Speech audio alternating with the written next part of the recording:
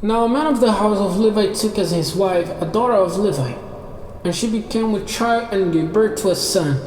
And when she saw that he was a beautiful child, she kept him secretly for 3 months.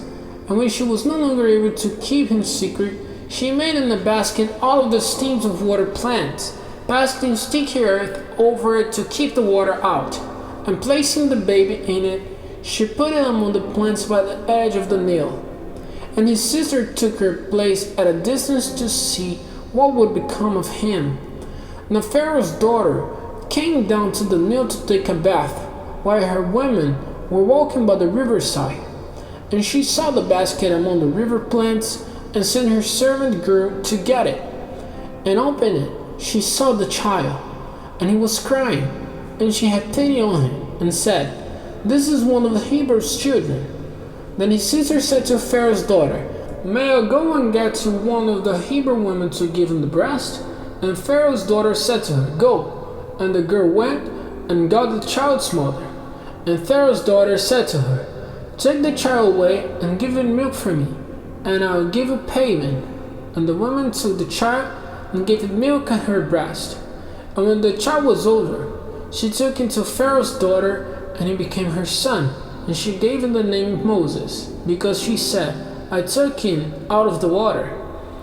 Now when Moses had become a man, one day he went down to his people and saw how hard the work was. And he saw an Egyptian giving blows to a Hebrew, one of his people.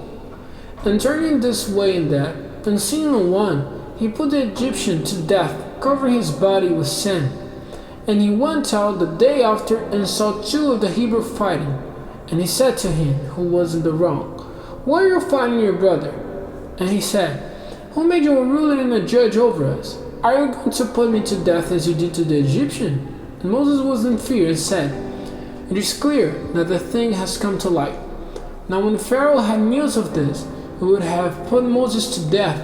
But Moses went in flight from Pharaoh into the land of Midian, and he took his seat by a water spring. Now the priests of Midian had 7 daughters, and they came to get water for their father's flock. And the keepers of the sheep came up and were driving them away. But Moses got up and came to their help, watering their flock for them. And when they came to Reuel their father, he said, "How is it that you have come back so quickly today?" And they said, "An Egyptian came to our help against the keepers of sheep, and got water for us, and gave it to the flock." And he said to his daughters, "Where is he? Why have you let the man go? Make him come in, and give him a meal."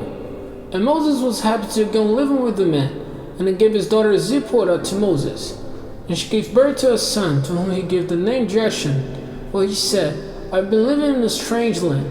Now after a long time, the king of Egypt came to his end, and the children of Israel were crying their grief under the weight of their work, and their cry for help came to the ears of God. And at the sound of their weeping, the agreement which God had made with Abraham, Isaac, and Jacob came to his mind, and God's eyes were turned to the children of Israel, and he gave them the knowledge of himself.